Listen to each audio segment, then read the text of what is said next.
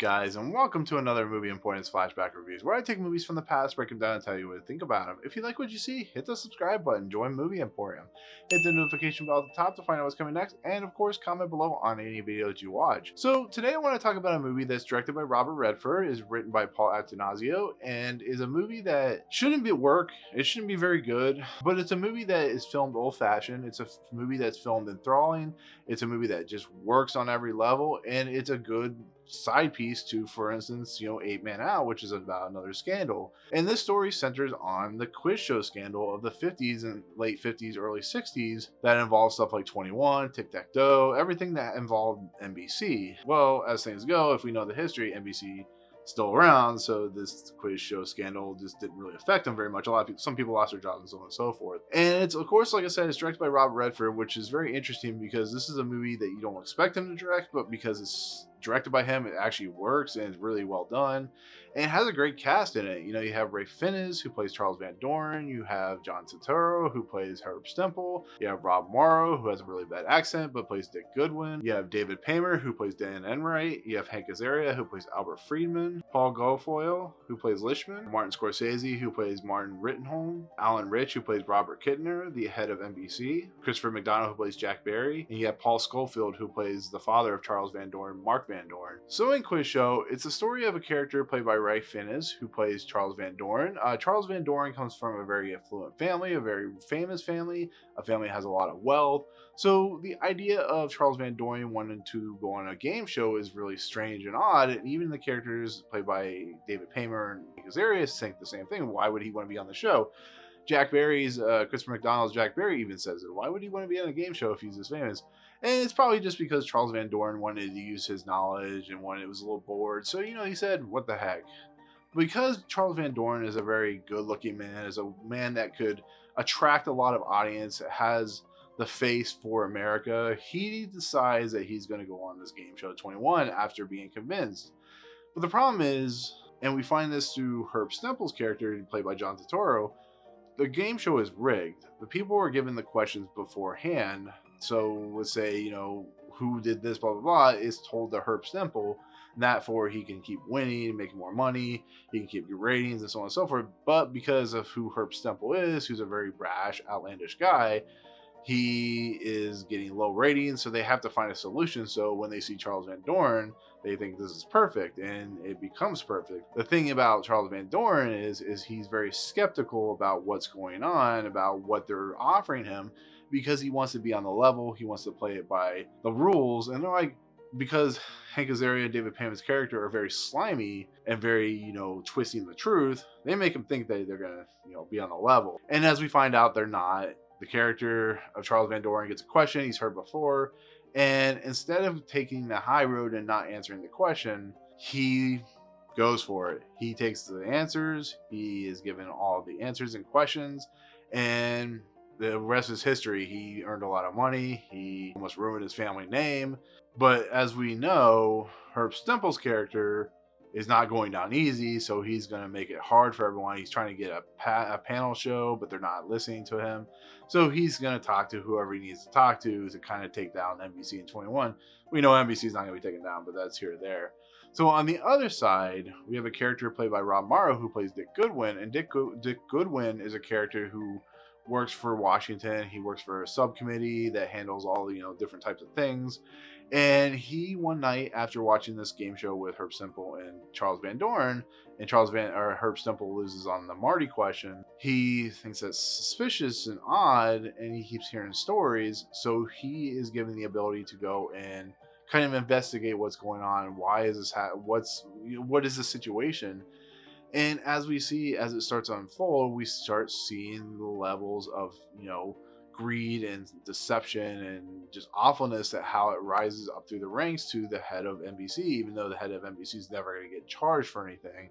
And so Dick Goodwin, who just investigates, he just sees that everybody's not on the level. He sees it, him being the outsider, he can clearly tell what's going on. And it's pretty crazy to watch, It's a movie that just takes everything and kind of folds it in on itself, that you see just the nature of how greedy people can be. And that's why it just works. That's why it's just simple and just fantastic. And that's why I got Best Picture Oscar nomination, because it's just so engaging to watch. Ray Fiennes, who's a fantastic actor. He's in one of my favorite movies, Schindler's List. He's just eccentric and just dynamic and just fun to watch. He's like that character you just can't just not stop watching on screen. Just how he talks and how he engages people and how he has a way with people. It's just a very interesting character that he is enveloping here. And this way Charles Van Doren was. He was a very just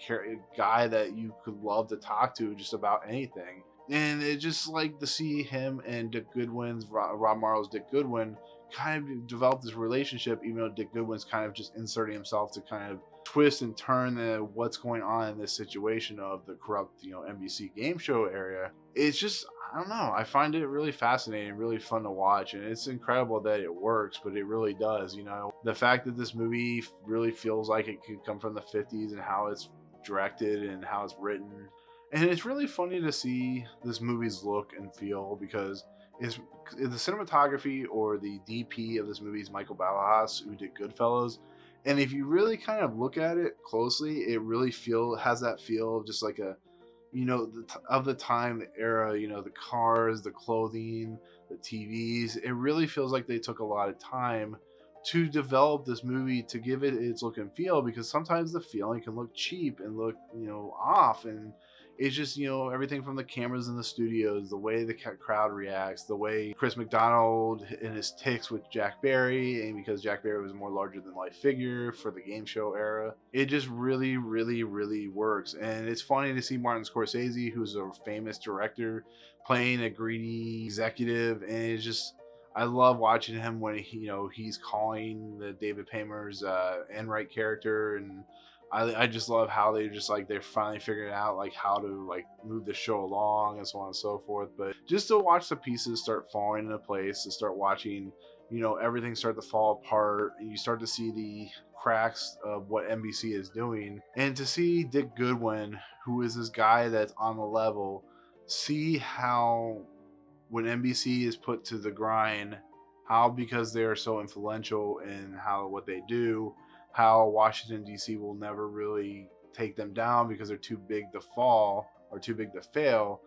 It just shows you at the very end, when Dick Goodwin has done all this work, when he has tried to protect, Charles Van Doren the best he can, that nothing really is ever going to change. And that's what is so compelling as well, is even now it feels kind of, prescient to today's society, where, we're dealing with an era where things just are being pushed backwards and things aren't changing, and the government is fighting with each other over certain things. And you really feel that there, where the political system is broken. Some of these people that are on the council or in the committee are probably in the pockets of NBC. And when Charles Van Doren at the very end gives a speech that 90% of the committee like thanks him for his impassionate speech, and then you have the one committee member who goes, "Your speech was fine, but what you did, how you lied to the American public, it shouldn't be commended." And that is a powerful statement, because when you look at society, we're so ingrained to watching people on TV and believing everything we see on TV, that the underlying factor is, no, these people a lot of times aren't on the level. When you watch a reality show, a lot of it's scripted and a lot of it's fake and a lot of it just doesn't seem real. And it's a lie to the American system, and that's what this movie is doing. It's about a company who is lying to people to get greedy and get money, and you just see it and how slimy everybody is in NBC, and how slimy. I mean, this is not just NBC, this is CBS, ABC, whoever was around in the 50s. This kind of stuff happened, and these companies weren't charged, and they weren't, held up to the standards that they should have been. It affected them, and unfortunately some people fell. Charles Van Doren and his father, Martin Van Doren, they kind of just went underneath. Charles Van Doren lost everything. Martin Van Doren pretty much lost everything because of what Charles Van Doren did. Herb Stempel, he never really got anything out of this. He kind of just went away, and Dick Goodwin kind of, everything he tried just failed on him. And you can just see the impassionate feeling in his face, just the sadness in his face. And It's just a powerful movie, and it's a powerful thing to watch. And it's impressive that Robert Redford was able to make something so kinetic and energetic out of something so weird and menial like the quiz show era. Like I said, I keep going back to John Sayles' Eight Man Out, but that's another movie where it just takes a subject that you wouldn't really think would be that engaging and really does something with it. And that's why this movie is as effective as it is. And it's one of my favorite movies to watch. It's just fun to sit down, turn it on for 2 hours and 15 minutes, and it just moves. And there's great scenes in here. It really works and really feels like a fun, comfortable, uncomfortable in a way movie. So, but that's it. That's my take on Quiz Show. It's a highly recommend from me. If you haven't seen it, definitely please see the movie, because you'll get something out of it like I did, and it has great cast. So, but as always, that'll do it. Comment below if you have seen Quiz Show. Let me know. Tell me what your favorite part was, all that good stuff if you've seen it. But otherwise, hit the subscribe button below, join Movie Emporium, hit the notification bell at the top to find out what's coming next, and comment below on any video that you watch. But otherwise, we'll see you guys on the next video. Peace out. What's up, guys? Thank you so much for checking out Movie Emporium. I really appreciate it. If you want to, go ahead and hit the subscribe button. Hit the notification button and the bell at the top. Find out what's coming next for Movie Emporium. Also, check out these two videos. They're amazing. I think they're awesome. I think you'll enjoy them too. But otherwise, thank you so much for watching, guys. We'll see you next time.